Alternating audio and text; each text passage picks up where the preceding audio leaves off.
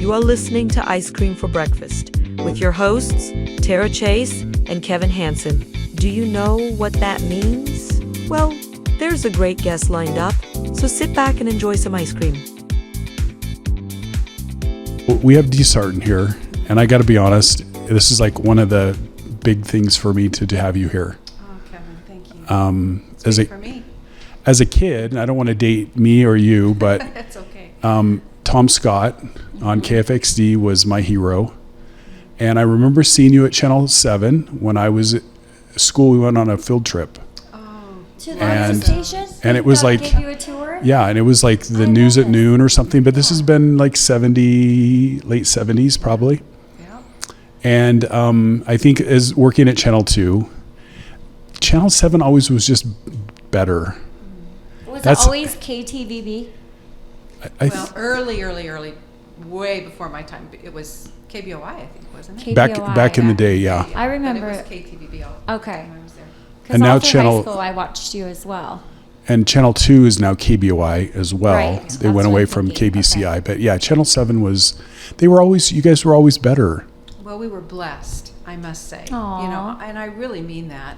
Great leadership from Georgia Davidson. You know, I was a young reporter, and I had this female president and general manager of the station my first year there. And she was just an incredible businesswoman. Mm-hmm. And so that was, and really solidly wanted KTVB to be a contributor to the community, not just another business. Right. And that legacy through Bob Kruger, Doug Armstrong, Kate Morris, you know, I just had 3 general managers the whole time I was there pretty much. And they were all that way. They wanted us to be in the community, making a difference. And it was such a blessing to work there. I have to say, I don't think I could have been a news person anywhere else now that I look back on it, because there's always bad news, and we gave it, but it wasn't all that bad if you think about it now. I mean, I still remember the lead story, new speed bumps in the North End. And I went home and Slow down, the bus driver is going to make all the kids fly in the back. Well, I went home and complained to my husband, can you believe it? Our lead story tonight was new speed bumps in the North End. And I thought of that years later, and I was like, oh, thank goodness that was, you know, kind of the way it was here. It was a wonderful season. Right. So if I remember right, I read somewhere where you actually wanted to be a veterinarian. Yes, and I kind of am now. Tell us more. I'm not a veterinarian. You have a hobby farm? Yes, Taking all the animals? Yes, we have 55 creatures. What? And it's an amazing little farm, and love it so much. But yeah, I that's where my love of animals runs deep, and I wanted to be that, and I wanted to be a pilot. I took flying lessons, and and you know, you finally sort of flow into what you're good at and what you're not good at, and I was not good at science or math. And funny thing, that doesn't work too well if you're going to go into vet school. And so speech and writing and that kind of thing was more my flavor. And so I just sort of landed there. And I actually got my first job while I was 19 years old. I was a weather girl at a local TV station in Pasco, Washington, where I grew up. And I went to the community college there where my dad taught. And then that company hired me to keep moving up the ladder until then I ended up in Boise, eventually at a different company. But it was just accidental, and I ended up anchoring the news. I was a weather girl. Yeah, I was going to say, so 19, how did you get a job? Like, what was the requirements back then? They wanted a weather girl. They wanted a girl instead of one of the men to and do the it weather. was just a little tiny station. And I was looking for a job. I was working 3 jobs, putting myself through school, and just busy, and I applied for the job, and I thought, oh, they will never hire me. Well, they did. Were you like pointing to the green screen? Because I remember there's nothing No, there. there was no green screen. It was magnets. This is Pasco, Washington. It's going to be high in Yakima, and then we're going to go into, like, that is marveling to me when I went to the Discovery Center, and I'd be like, there's nothing there to point at, so you're looking at a monitor. Oh, yeah, that came along a few years after I was done being a weather. I think I don't think I did the weather much when there was green screens. But anyway, the anchor man in Yakima where I worked, my second job, he was unfortunately an alcoholic. Okay. He would come to the station late because I worked the late shift. He'd come drunk. I was going to college during the day at Central, and I'd come to work at night, and they'd say, "Well, Dee, you're going to anchor the news tonight," because he's drunk. He's not able today. Yeah. That's how I started working. Here's what the temperature is. Yeah. So it was all accidental, but I'm so grateful because it ended up being all the way around just an amazing career at an amazing time in our community here. Right. The Treasure Valley was just starting to grow, but it was filled with people who really, really wanted to build something special here, and they did. One of the things I read or saw about you was how nervous you were that first time, and it brought me back to college, and all I was doing was we had 245s, and I was a DJ, and I had to hit start. And my finger was shaking so bad, and I didn't have to say anything. So how did you get through the nervousness of actually probably going on air for the first time? Like, what was that experience like? Well, I threw up. Before I went on the first 2 weeks, I threw up. But you know what? My dad was a speech teacher, a professor. He worked at the community college, Columbia Basin College. He was an amazing teacher. And he did all the plays and almost always Shakespeare. And so I just grew up around people doing stuff like that. And my dad was my first coach. And he really set in my mind the idea that this was going to be an area where you would need to be coached. Don't take stuff personally. If somebody doesn't like something about you, it's not you. You know, my real name is Danielle. Okay. And he'd say, they're not talking about Danielle. They're talking about the D they see on the thing, you know. Don't worry about it. So the first couple of weeks that I did the weather, I said some really stupid things. I wish I could remember all of them. I know one of them had something to do with a carburetor. Like it's time to put something. Do you put antifreeze in a carburetor? I don't know. You don't. But maybe you did. I think that's what I said. And so I go to CBC the next morning, going to class, and all the football players sat at this one table in the commons area. Oh yeah, I'm going to be sure to put antifreeze. Yeah. But you know, I was so glad because my dad really coached me well, and I was able to laugh at myself and, you know, try to do better the next time. I would have thought I would have gotten fired. Like, I'm sure even on our show I've messed things up so many times. I go back and listen. I'm like, why did I say that? Yeah. But that brought me to a reminder. I was working I lived in Yakima for a time. So when I read that, I kind of felt like I've seen you on TV there back in the, when that were you there? Would have been in 90s? the 70s. Yeah, okay. So that you were probably in diapers then, or not even born. I don't know. No, I was around in the 70s. Okay, so Late 70s. You know the Yakima Bears. Have you ever heard baseball? Mm-hmm. Yes, So baseball's big there. Yes, and they don't have that team anymore. I think the They Dodgers used to be owned them. they were a minor league team for the Dodgers. For the Dodgers. Yeah. So I worked there during college, and of course I love our Boise Hawks too. But I had this chance to go there. I had to take a chemistry class at a community college when I was at University of Idaho, and they were the only college that offered it in the summer. And I had to get that chemistry class done for me to go into the next one and graduate. So back and forth, I'm in Yakima, and I love the Mariners. Like, they're my baseball team, but for some reason, here comes this camera guy, and that was when the cameras were on their shoulders, and he's running up, and I was in charge of promotions, and so I was on the mic often, and I just remember the big camera coming, and these people like, Tara, and like asking me a question like, who are you rooting for? Well, I'm in a baseball stadium, so they brought up the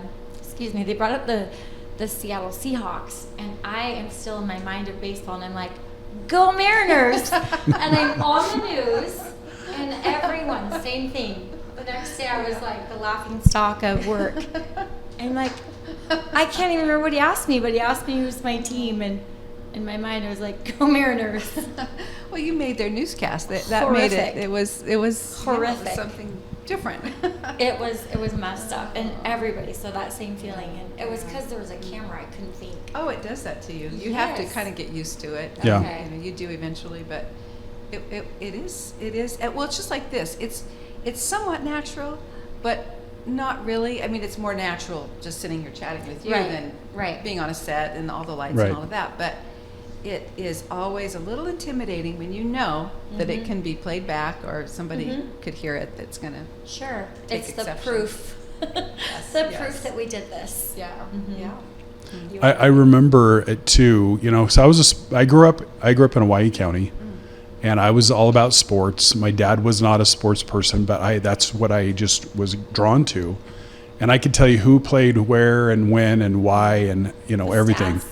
So here I'm at Channel 2, and I'm in my element, and we were kind of in a weird transition where the anchor had moved to Reno, and they didn't have a weekend guy. And so you remember Phil Amato. Yes. So Phil just said he was the news guy, but he would do the sports. He's like, Kevin, you put the sports together, and I'll just read it.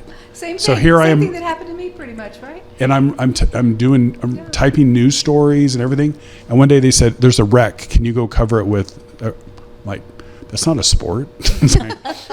You can't. Was it at the Meridian Speedway? No, it was. I will never forget. It was on Bergeson, and Oh, was it an actual? it was a car that they wanted me to go Live. cover, and for some reason we didn't go. But I remember thinking, I can't do this because it's not sports.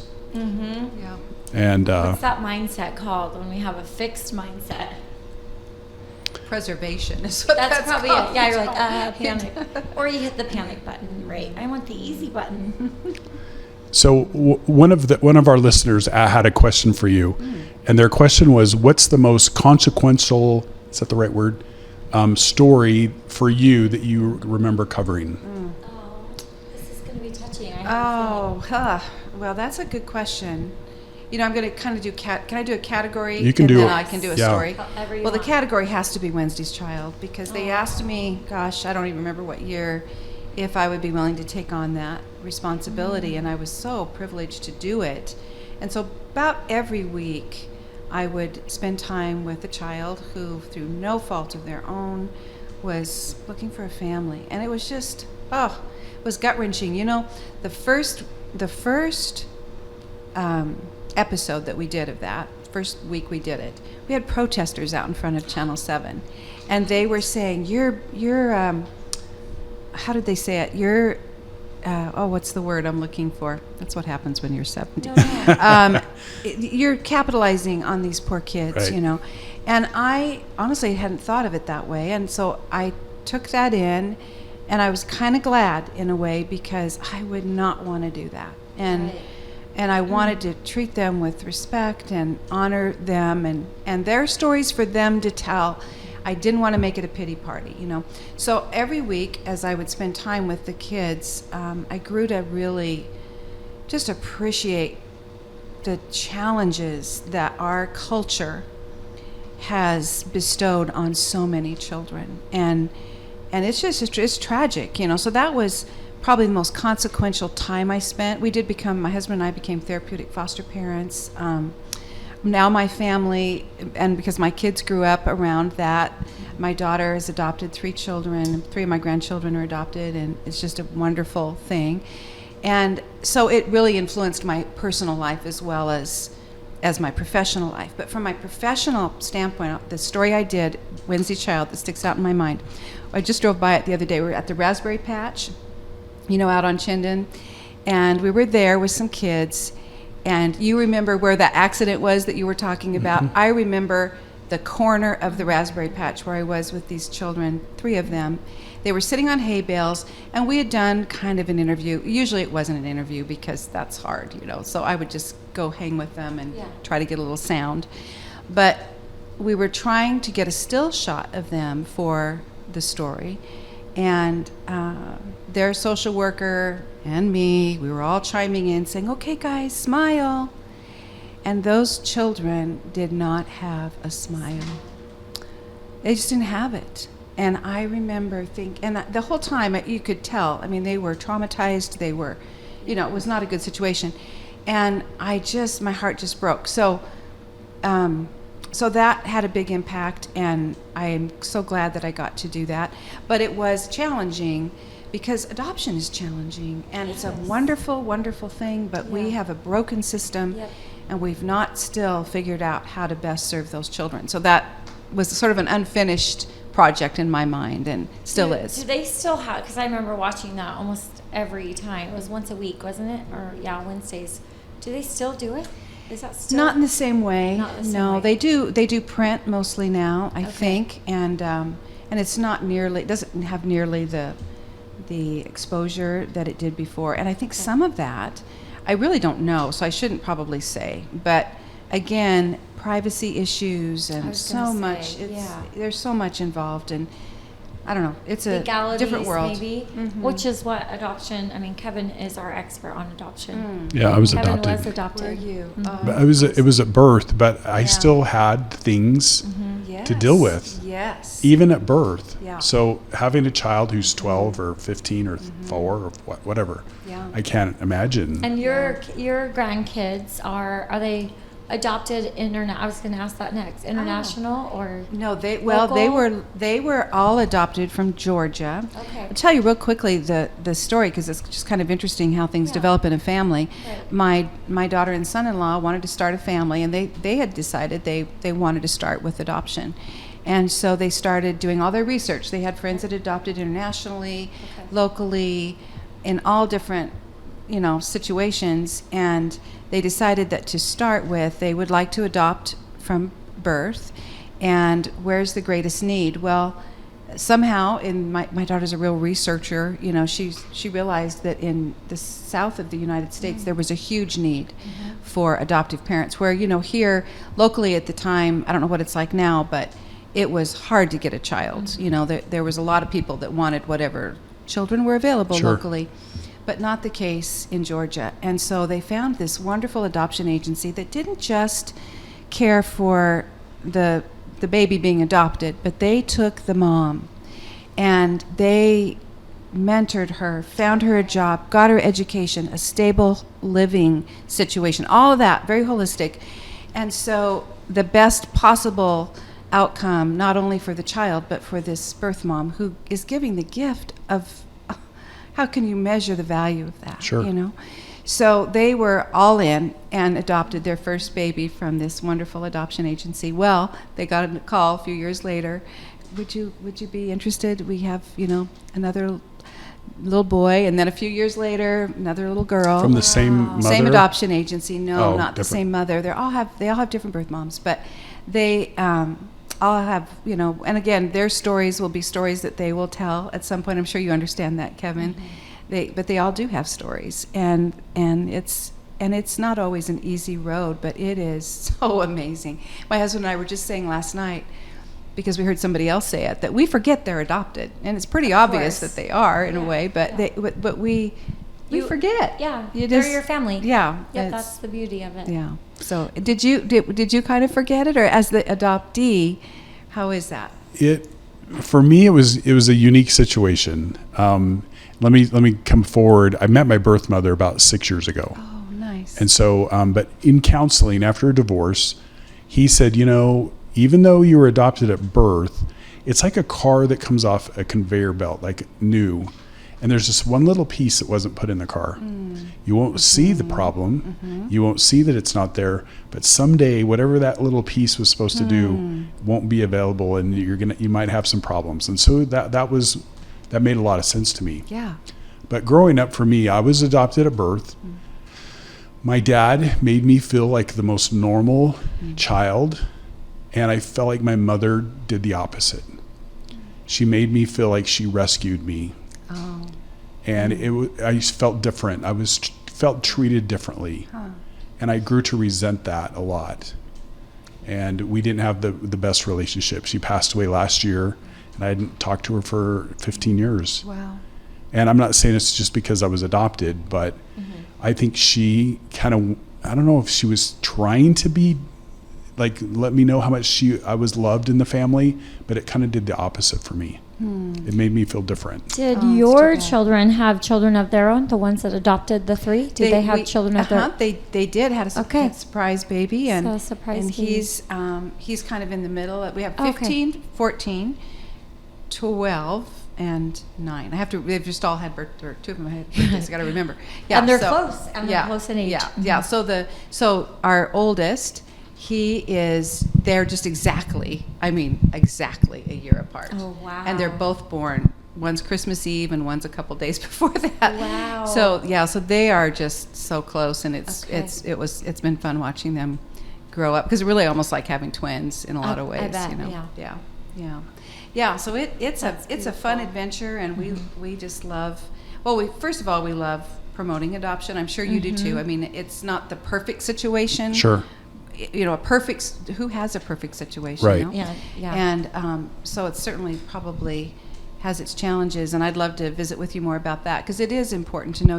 I have a book called The Primal Scream, and it's kind of about that need that we all have, and that there's something there that I appreciate your analogy, because that kind of helps me picture it too. So. Can you repeat that? You wrote a book? No, I didn't write it. I'm reading. You're reading a book. Okay. And I actually say I'm reading about 50 books right now, so it's on the shelf. But I did start it, and it's today. I'm terrible. Do you guys do that? I am too. When it comes to books, I think I'll have to slow down to do an audio. So when I'm driving, because podcasting is like that for me. If I'm running, I'll turn on a podcast or listen to ours. Hope I didn't mess that up. But books when I'm driving would probably be better for me too. Yeah. At least this time in my life. Yeah, I agree. Yeah. I think that reading, I love to read, and nonfiction I love to read. So you can easily read a chapter and sort of justify, but now I need to read that book's chapter, especially now that I'm doing my own YouTube channel and I'm trying to learn lots of new things, and there's so much to learn. So. And I don't read. It's funny. I write. You write, but you don't read. But I don't read a lot. Do you like to listen? Did you take it more? I think I'm a little ADD. I kind of like to. I feel like I got so many stories in me that's where the focus is. Now you've written books. Yeah, I don't want to spend time. A lot of books, right? I've written 2, and I'm working on 3, 4, and 5 right now. Wow. And historical? First one, yeah. So we're taking on this trip this year. The book was to kind of plug my book again. Yeah. Did you see which cover I chose on your I think boat? you chose the first one. I did, yeah. Which was the original cover. I like it. So my first book was kind of a weird.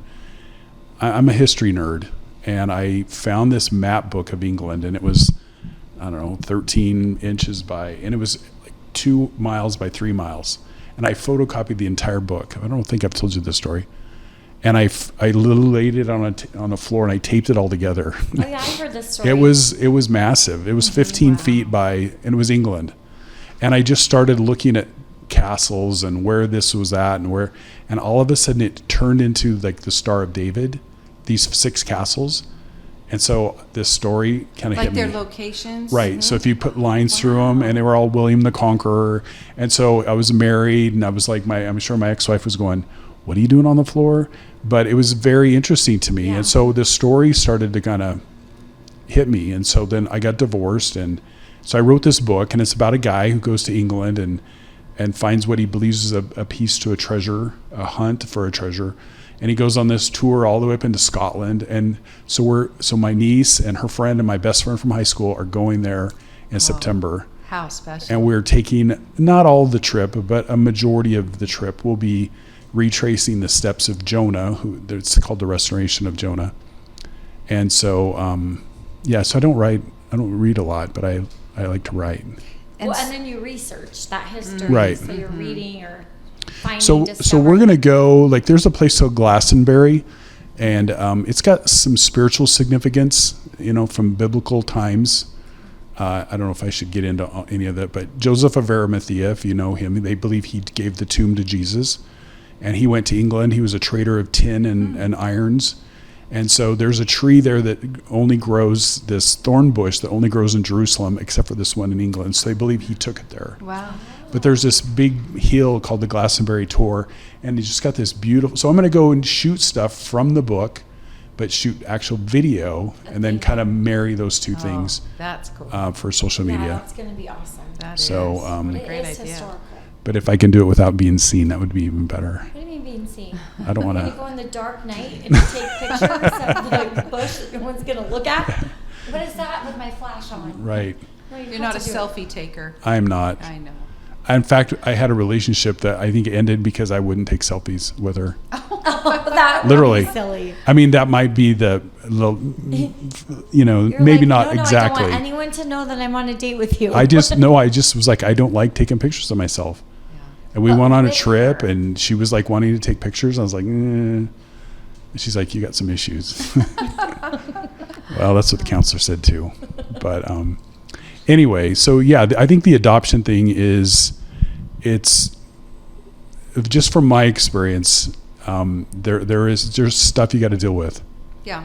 And I'm curious if how are they talking to their children as far as what do they know, or how much information do they know, or how much, about, like an open adoption. right. Or That was one of the things semi-open. for me was like, my dad was really big into history, and, he was from Denmark and England, but I didn't feel like that was me.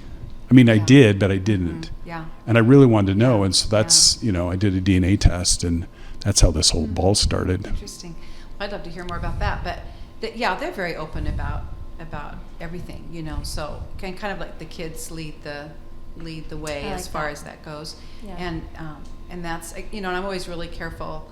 When my daughter and I started doing our podcast, it was called A Home That Heals, and it really came from a lot of the research that we were doing at the time, and a lot of it was, because we were seeing not only in our own home, but in our friends and other homes, how the culture really is affecting children and relationships. But we're very careful, and I became very sensitive to, I always let, my daughter's name's Bree, I always let her tell those stories and answer those questions, because it's it is a very personal thing, and each child is different. That's the interesting thing. Each one is different. But I think honoring, the one thing I will say, and I think this is so important, is to honor the birth family, Amen. the birth mom, the love that it took to make that decision, and so prayers at night always include them, and Aw. all those kinds Right. of things, because that's such a important person. And I'll be curious to see as they get older what their journey looks like. It took you a lot of years to have that moment.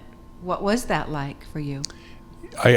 So I did a DNA test just to find out historically where I came from, but you can't really know who you are historically unless you know who you are currently.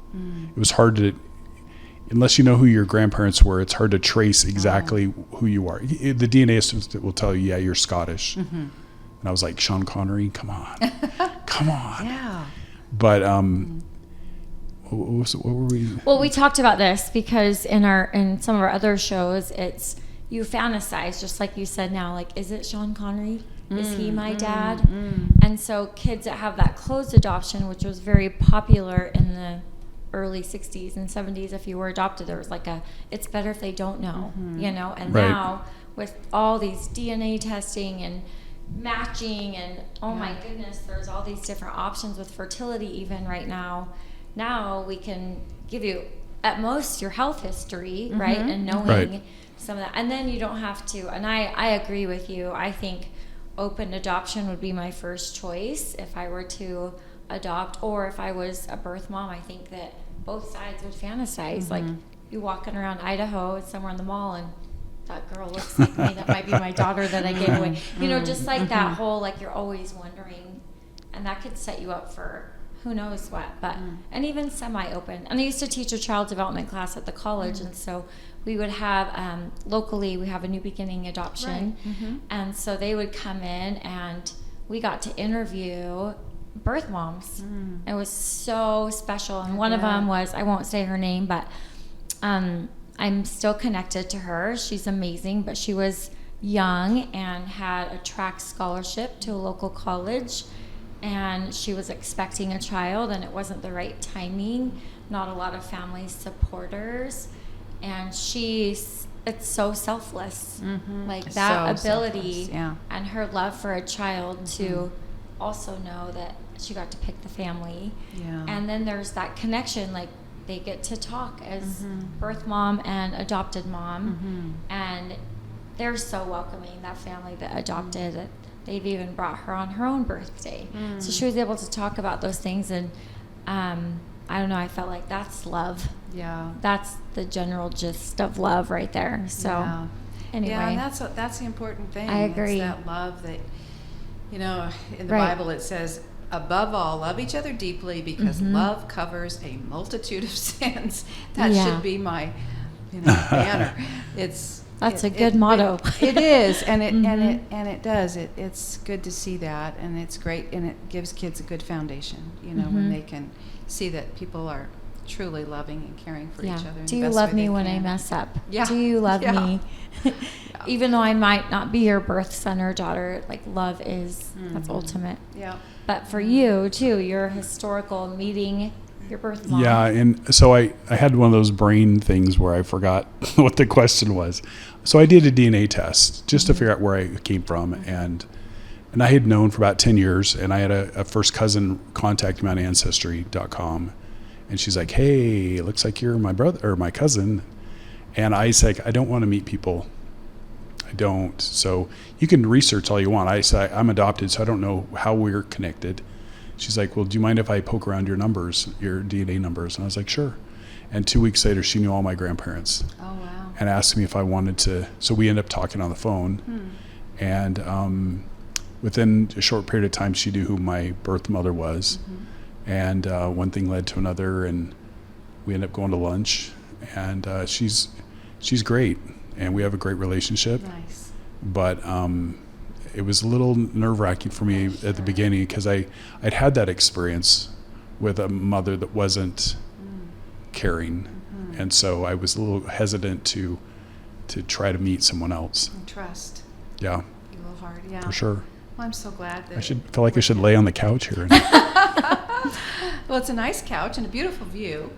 You all have a pretty good setup. I would say, that experience is probably very, that seems like something that would be a natural scare. Like, oh, I got to go do this. So, Yeah. big step. Speaking of big scares, so what was the first big interview you did when you were at 7? Well, let's see. I got to have.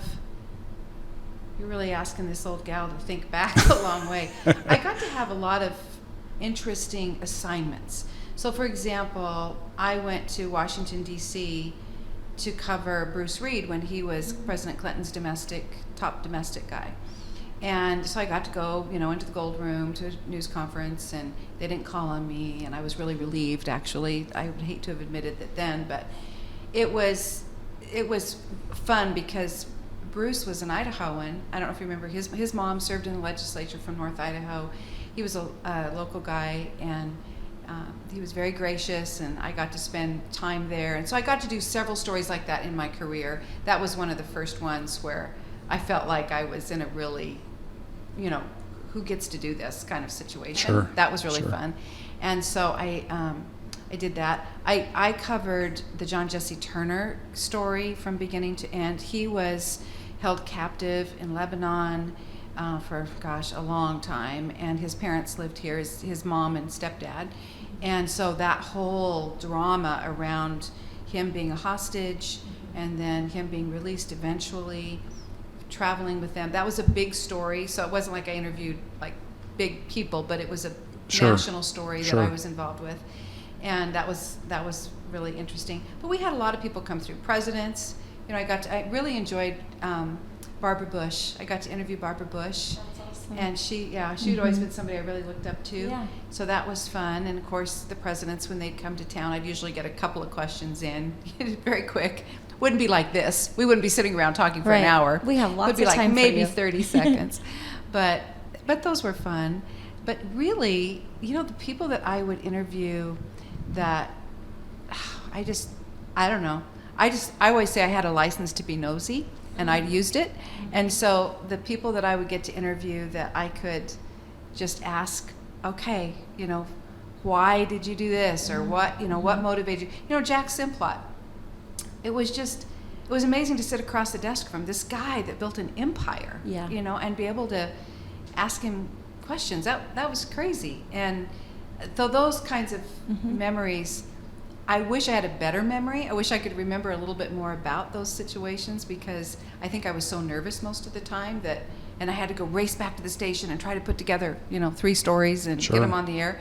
So it took me a while to really process through, this was a cool person. This was something I really, not everybody gets to do this. And so it was fun. Dee, I think you should ask them to give you all of your 40 years recordings. Oh, goodness. I don't have You a have room every big single enough. one Yeah. right there. Actually, on a flash drive. Oh, Can you there get you go. 40 years on a Yeah. flash drive? Yeah. That's No, it's a that's lot of incredible. years. A lot of years and a lot of great experiences. Mm-hmm. Wonderful, wonderful experiences. And you got to travel then when they would send you. You could travel and Yeah, we did a lot of traveling back then. The most fun thing that I did was, I don't know if you guys remember Exploring Idaho, but I traveled the state for Exploring Idaho. We had a team. They got to do really a lot more of the travel than I did. I'd get to go and shoot like a day where they had been there all week. But we would take my show, which was Idaho at 5 at the time, on the road every year for a week. And then the centennial year, I got to go to every little town that did centennial celebrations. Cute. And that was a lot of backcountry flying, because a lot of those little towns, Salmon, oh goodness, if you've never flown into Salmon, you haven't lived. That is so scary. hold on. Oh, it's scary. But it was, those kinds of things, getting to see Idaho, and that we just have the greatest people in Idaho. I loved every town, every place. And they didn't know me, they weren't watching me in Salmon, Idaho, but Right. they were excited to have a television crew in town, and so there was a lot of fun. One of my favorite people was Jane Wooster Scott. You know who Jane Wooster? She's an artist. That name sounds really familiar. She Americana art, and I got to do a story with her, and we became friends, and it was, so those are the kinds of things. You'd meet somebody, and then when I'd be in Sun Valley where she lived, she'd say, well, let's go to coffee or let's go to dinner, and those were the really wonderful things that developed out of a lot of That goes past those. the working relationship. Yeah. So I had a lot of those privileged situations. We've had people who I've talked to who have never heard of Craters of the Moon. Oh. In your Exploring Idaho, Yeah. what were some hidden gems in Idaho Oh. that you think you've found that Yeah, maybe 'cause we might be doing this show soon of okay. like what to do Yeah. beyond your town in Idaho. Here we go. All right. Well, everybody, so when we were doing stories, there weren't nearly as many coffee table books. I mean, I have some great coffee table books on all these cool places in Idaho. They were kind of not existent a long time ago. But I'll give you a couple of ideas. Let's go to North Idaho first. Have you ever done the Hiawatha Trail? Yes. Take the bike and go. What Oh, about it's you? amazing. Isn't it Did you just do it? amazing? You haven't No. done it. Oh, you got to do it, Kevin. I've literally never been past Riggins. Okay, then you have not Kevin, lived. it is time to fly to Salmon and to Coeur d'Alene. I've been to It's Mackey. so beautiful. Wait, Okay. haven't you been up to U of I? You haven't been to Moscow? Why would I need to go to the Wow. University of Idaho? It's Moscow's beautiful up there. We have a beautiful. little BSU Idaho Oh, thing here. okay. Dun, dun, dun. Yeah. Go Vandals. Well, Hiawatha Trail, Yeah. we went. My son was 4 years old, just had his training wheels off, and my daughter is 7 years older, so she was 11. We did a story up there, and it was the most popular story I ever did my whole career. Aw. So many people would call and say, "Where was that you went?" And once they put it on YouTube, I don't even know how many views it got. And I had I had just bleached my hair way blonde. I looked ridiculous. It's like, why did I choose that week to let him bleach my hair? Just It probably platinum, looked you know? amazing. No, it didn't. It looked silly. But it was such a fun trip, and now they've extended it, and we're trying to recreate the trip that we did and go back up. But it's nice because you don't have to be, hardcore biker to do it. So the news came and followed you on that trip, They and did. you had your Yep. family. Yep, I took So my you family. Made, I'm sure you probably made Made it family a lot trips. of fun. Yeah, we Yeah. did some of that, and so that's a cool one. And for people who don't know, that's a railroad. Oh yes, Is that I a should railroad that explain. goes through a mountain or something? It's a bike trail. Right, That but it used follows to the be. railroad. Yeah, you go through It used the to be. railroad. Not like You your go dad. over those big expansion 10, bridges, yes. Yeah. and it's. I mean, so with my job, I got to go to New Zealand, Italy, Okay. where else? A lot of cool places. There is no place I've been that's more beautiful than North Idaho and that Hiawatha Trail. It's Wow. stunningly beautiful when you go 5 through stars. when you go through those tunnels and That's those true. gigantic fir trees just coming up. I just wish I had words to describe it. It's so pretty, and majestic, and it's accessible. That's the thing I love. It's accessible. Anybody can do it. Yeah, and you don't have to pack your bikes to go do it. No, Just they show have up, bikes, you can rent yeah. the bike, and you do the trail, and then you come back. Yeah. It's mostly downhill, so okay for that. Yeah, an easy ride. Mm-hmm. So you've all been to Thousand Springs. Yes. I love it over there. That's a really pretty place. And you mentioned places like Craters of the Moon, and Salmon, Idaho. There are a lot of places that you drive to, and it's not particularly beautiful driving there, but once you get there and you learn about it, or like, have you flown over the Craters of the Moon? That is an amazing thing to see. No. Because it just looks like somebody spilled tar, volcanic, which was lava, obviously, but once you learn about these things, it takes on a beauty of its own, and that was the joy of doing that show. Was we do a lot of research on the places, and I have to give a shout out to Jen Eisenhart and Kurt Crum, who did the Bill Crum, excuse me, who did the lot of the research, and then I just got to be the beneficiary of all of that, and that just made it so beautiful. And we'd always know the best time of year to go, like when the wildflowers are blooming and that kind of thing. We also did a lot of stuff, like there was a sheep ranch that we did a story on it by Council, Idaho. And, you had to drive way back in the hills to get back up in there. And, oh my goodness, so beautiful, so pretty, and just makes me love that drive, going that route, up through there. There's all the normal places. I went up into the Bitterroot Mountains on the Lewis and Clark Trail, and hiking back up in there where they actually were, and the history involved with that. That was fascinating. It's a place that's kind of hard to get to, and you have to want to hike, but worth it because it again is so beautiful. Oh, river rafting. Yes. River rafting. If you haven't done it, you really need to try to do it. It's just exhilarating. Maybe and fun. we should come up with that list because this is the season. Mm-hmm. The Boise just opened. Yeah. But we have Payette. I know it goes up to Banks and pretty easy to get on Salmon the river. Salmon River. Yeah. The Banks one's kind of the easy one. Yeah. Payette. That part of the Payette. That part. There's some parts. I think there's only one semi-rapid. So if you go up, the kids on that one. If you go up to where the cabin is, and then my cabin friend builder, he's a guide up there at up past Loman, and it's pretty. You have to get out and move your boat down a rapid and for that one stretch. Yeah, there is a lot to water. Yeah. No, I've heard about Fairfield. There's some swamp or pond where the sand cranes come in and flowers. I guess it's just phenomenally beautiful. I don't know that. And at what time of year, I don't know. I will tell you the one place I was disappointed was Balance Rock. Oh, yeah. I looked for it for 15 minutes. I still couldn't find it. I thought it was going to be this big, massive rock. And I mean, it's not small. What is it? I don't even know what Balanced Rock is. It's this big rock that's kind of shaped like Africa, if you look at it, kind of. Okay. And it's just along the road. Located in it's kind of Glens Ferry? No, you go to Hagerman and you go south. So I still have to go towards Twin. Yeah. Okay. Kind of deserty down there. Yeah. And, I know there's and fishing spots. and I couldn't find it, and so I pulled in. There's a little campground, and it was probably about August, and I swear there were a billion flies. I got out and there were flies everywhere, and I got back in my car and I went and I found it, and I was just like, all right. You got out and took some pictures? I went by myself. Was it dark? Every September I take a road trip by myself, and it was just kind of like, that doesn't look like the picture I remember. How about Bread Loaf? That's close. That is close, yeah. I still haven't been able to see it. You can't see it? And I drive up there like I have land up there, so I can see it from my view. But you can get on before you get into Horseshoe Bend and pull over to the side. Slice right off. Slice of bread. Maybe I'm trying to drive too fast. The butter isn't close by. The butter isn't around. Speaking of that, I heard today that they're going to put Horseshoe Bend as 30. I think they're going to bump it up. They're increase. That could be the lead story. Yes. Horseshoe Bend road construction. gets 10 miles an hour increase in the main I think road. it's just that 25 mile an hour segment through Horseshoe Bend. Yeah, they get you. You got to be real good they do. at that. But they're highway department's bumping it up. But I think a lead story, if anyone's listening, send that in. Lead Let's story. hope that we I'll can- go we stand in the middle of the road. And I'm not good at this, but here we go. Lead story. Might as well. Don't get hit. Any other places?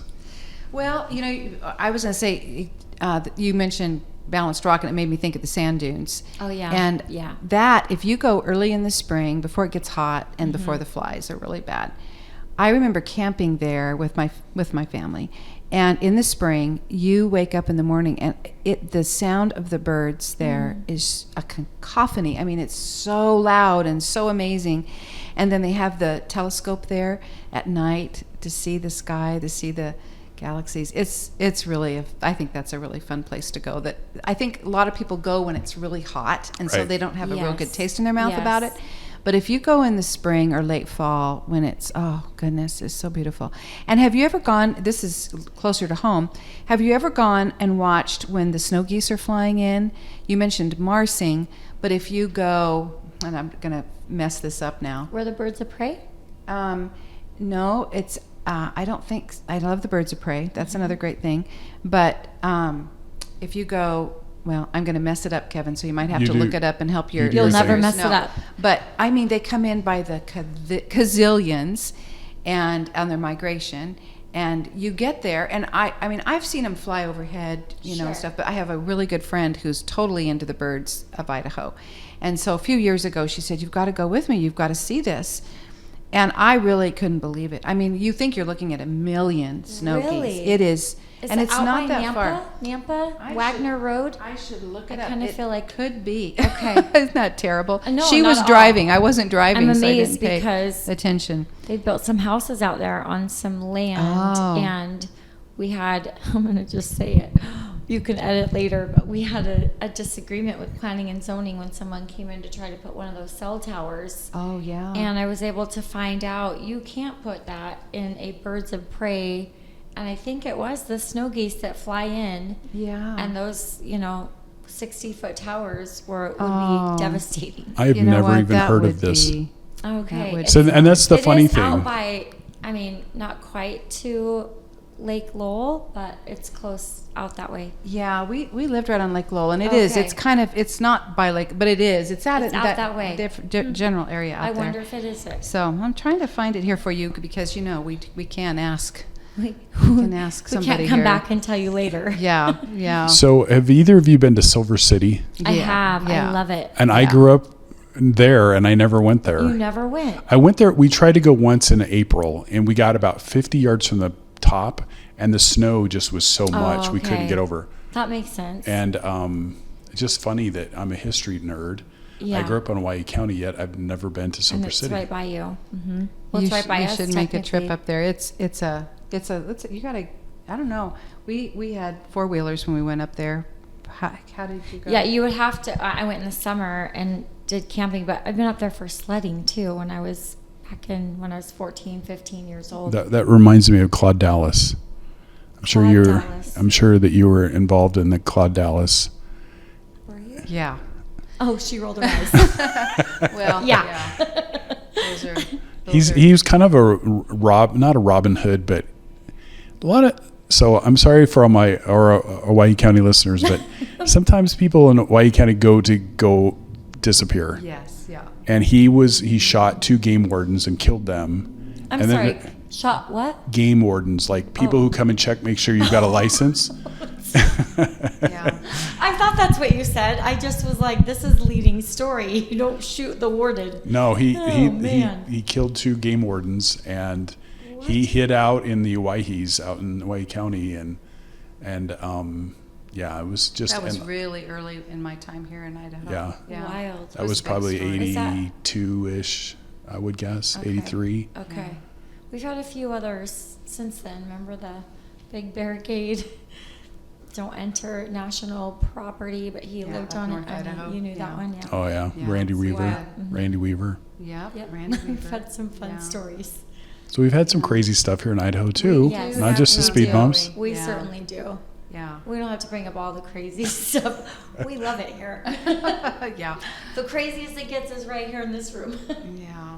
Yeah. We are pretty fortunate. And when I I go to agree. big cities and I hear what's, happening and what they're doing on the news. I think I couldn't have done that every night. Yeah. I couldn't have done it.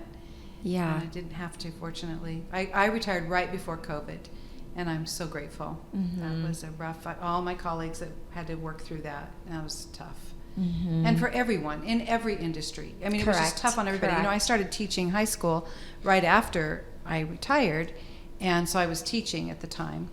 And but fortunately, I was teaching at a couple of charter schools that only closed down for a month. Were year-round schools, so we closed in May, but went right back in August. So those kids didn't have that long They didn't miss a beat. No, they really didn't. Yeah. And you know, we all wore our things, you know, our masks and everything, sort of. And it was fine. But I feel so bad for the kids that missed so much school in that time. And the news changed. It did. Didn't you see how? I mean, it really changed. I mean, we had everything. riots all of a sudden. Yeah. I mean, yeah. think of the end of COVID. I don't know how those two got related, but it was like the political battle. Everything towards changed. the end of that stretch. Yeah.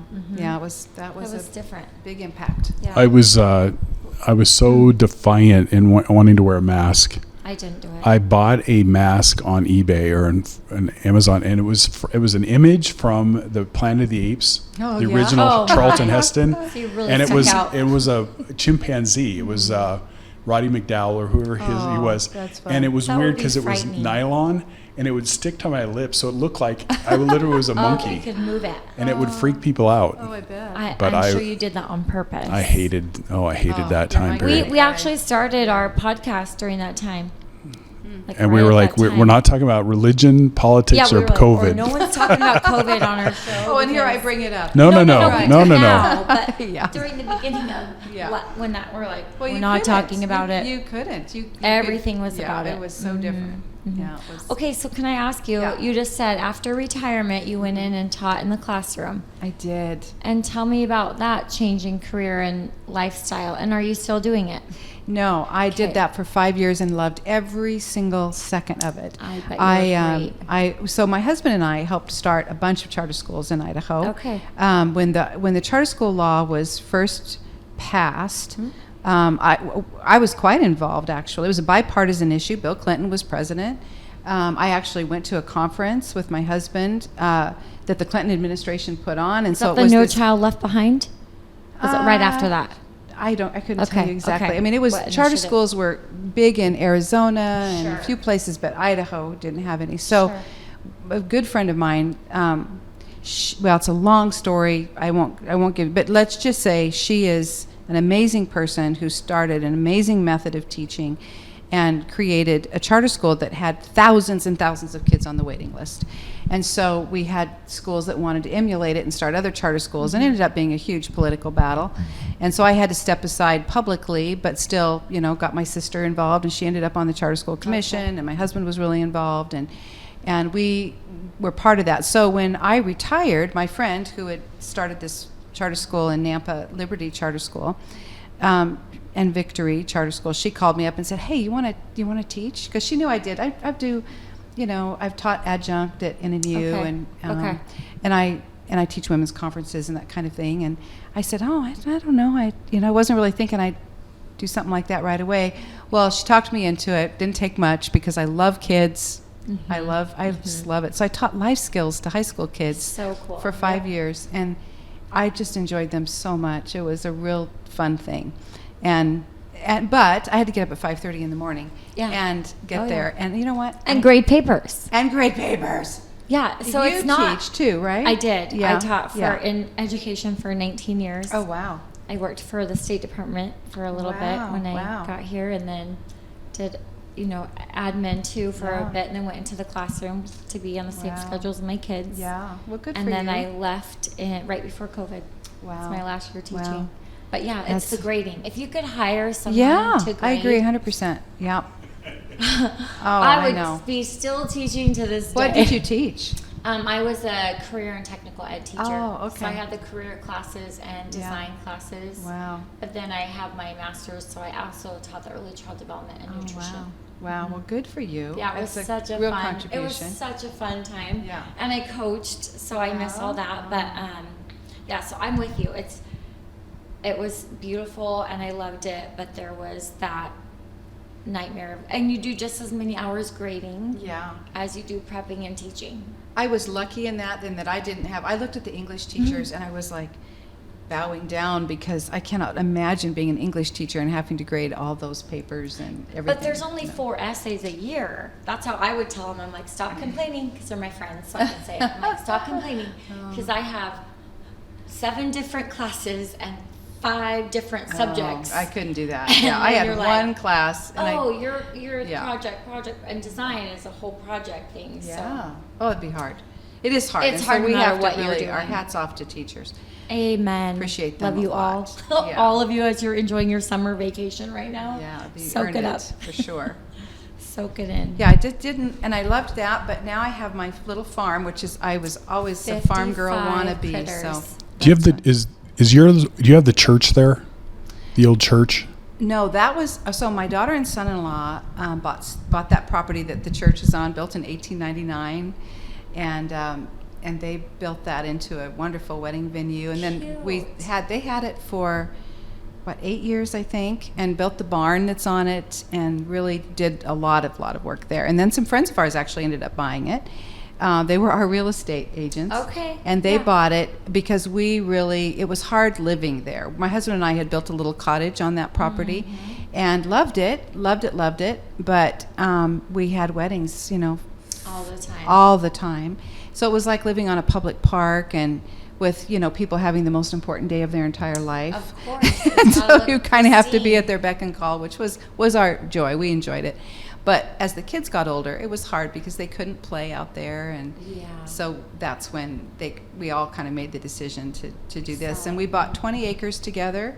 It's our 3rd property together. We've kind of done multi-generational living now for, probably 12 years, I think, 12, 13 years. And we do life pretty well together, and so we have this big challenge of a hay farm and all these critters and 4 grandkids that are right there and fun to watch grow up. So I love that. Am I the most blessed person? I think so. I love that. Can you just real quick, when you say, give me an idea of what your hobby farm, the 55 critters, are we talking 30 chickens? Yeah, we have 50 chickens. 50. So you're more than 55. Yeah. Well, Or yeah. is Actually, that- yeah, that's we the probably grouping? are. Yeah, that's Okay. true. But we 50 and that's our biggest.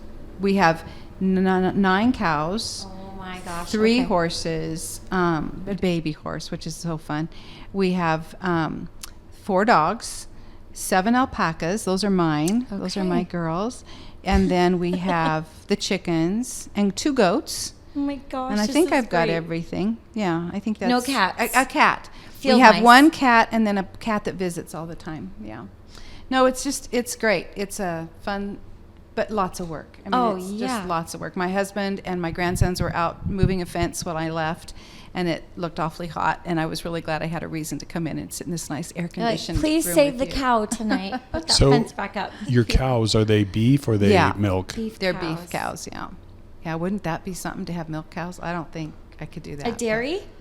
I grew up on a dairy. Yeah, I Did have a hard you? time with the scent, and they tell you get used to it. I love farming.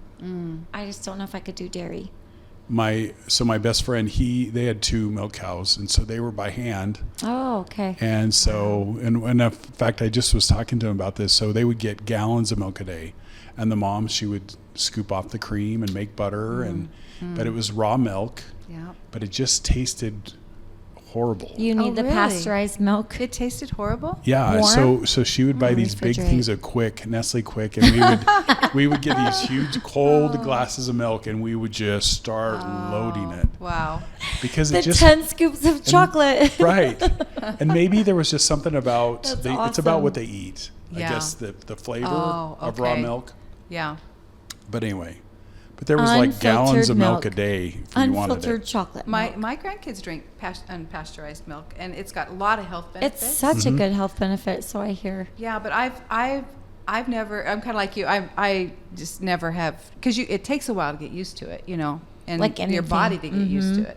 And so I haven't taken. I'm not a huge milk drinker, but it's good for you, I guess. From what Or I'm told. cheese or the other kind of calcium that you can get if you don't like We're milk. trying to go to a a Highland cow farm in Scotland. Oh, And I guess their milk is higher in fat, so the ice cream is.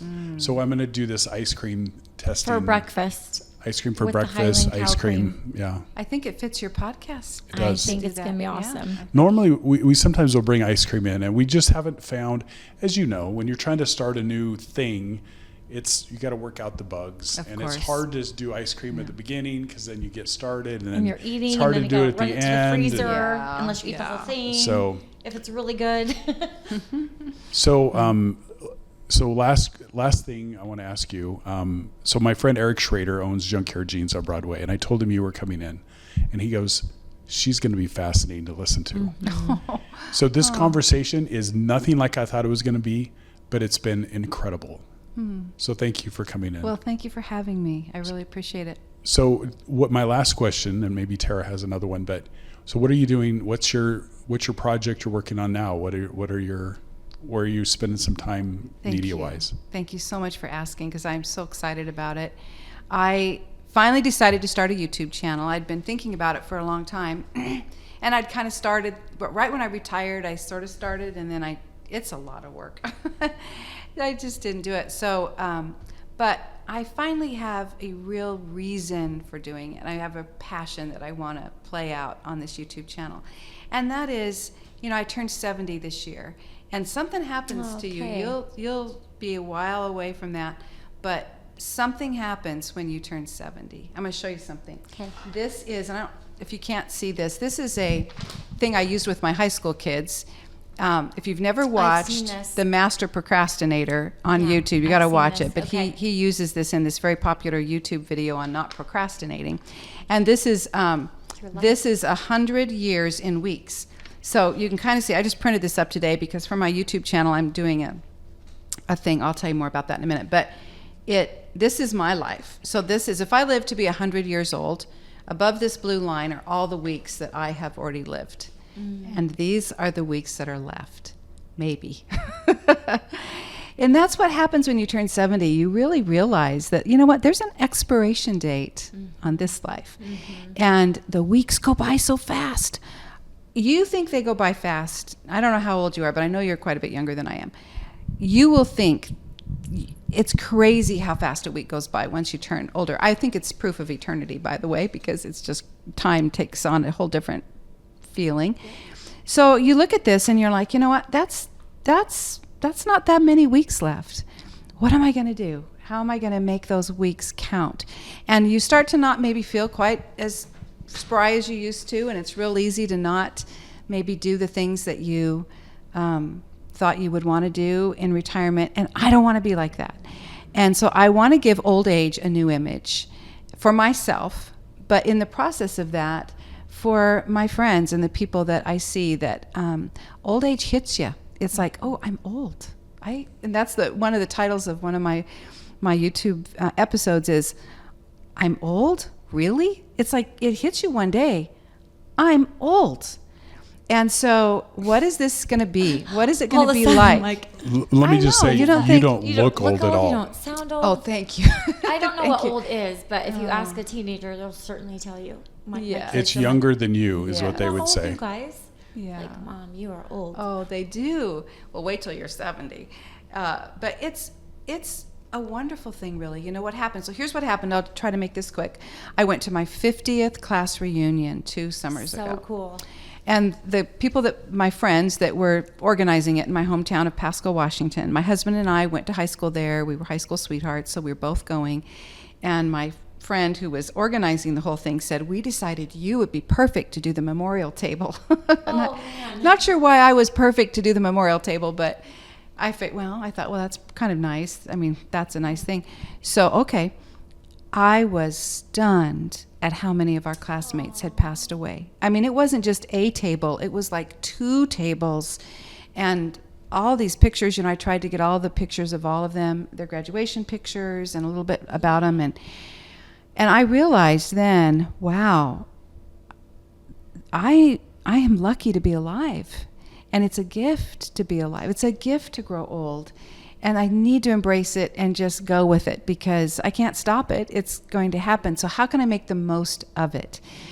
And what's great is that right now there's so much science out there to help us age well, Right. about our brain, about nutrition, about all of the things that can help us if we're willing to change our trajectory a little bit, to actually age better physically and mentally, and stave off some of those things that we're all afraid of, dementia, Alzheimer's, all of that.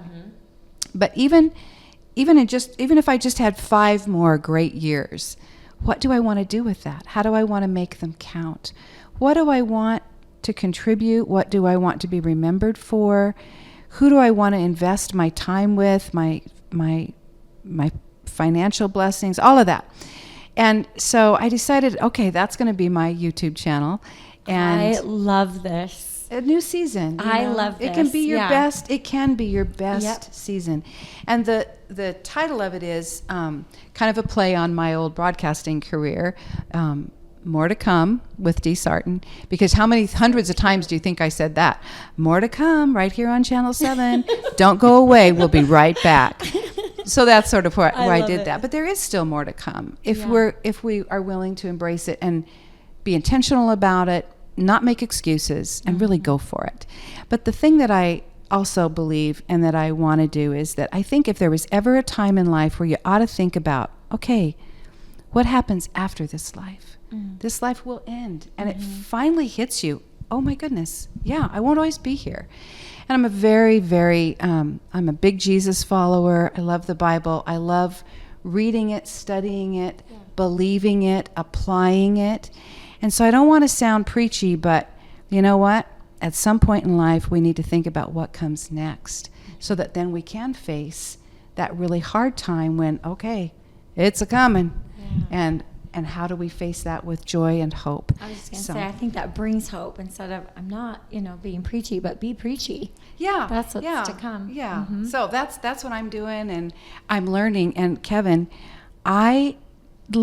doing all this is so. I mean, I keep telling myself this is good for my brain. It's good for my brain to learn new things, but it makes my brain hurt trying to make it all work. I'm happy to do help it. however you need it too. Oh, thank you, Kevin. I got you on speed If dial you call now. us, Ice Cream for Breakfast will be a guinea pig for your YouTube channel. Oh, well, you're No, not old enough yet. your You gotta YouTube get, channel you gotta will be get, amazing. You gotta get older. So my class reunion was this last weekend, and it was 40. Oh, you're kidding. And I'm like, where did that time I go? know. Where does it go? So 2 weeks ago, I've had a couple times in this show where I've got a little emotional, and this might be one of those. 2 weeks ago, one of my best friend in high school, his name was Jeff Nettleton. He owned a turf farm in Phoenix, and he supplied the turf for Petco Field in San Diego and the Arizona Cardinals and all the golf courses. And he did very, very well.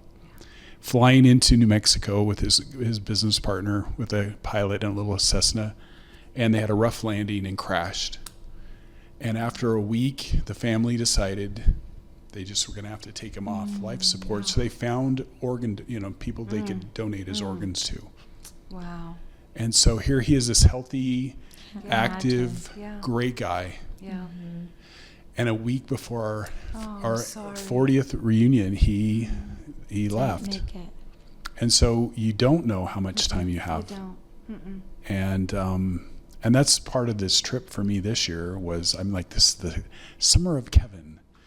And so I'm going to ACDC a month before. And so Do it. But anyway, Yes. so Bucket list. Yes. That's my next episode is on bucket list. you just never know what's around the corner. You don't. And don't wait for retirement to go do it.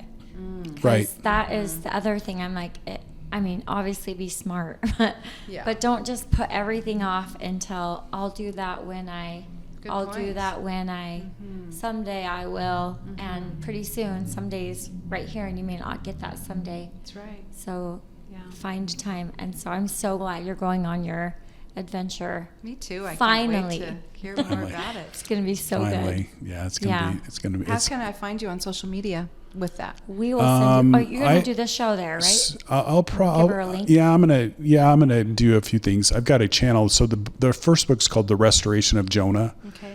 And the YouTube channel for this is going to be The Destination of Jonah. Got it. So it's going to the places where Cool. Jonah was what a at. Great idea. And good And, advertising for your book. Right. It's really good. Anyway, Again, thank you. A Thank you. pleasure. Thank you We're so so much. glad you Oh, came. my pleasure. Really fun to No, know with you. gratitude in the deal every with way.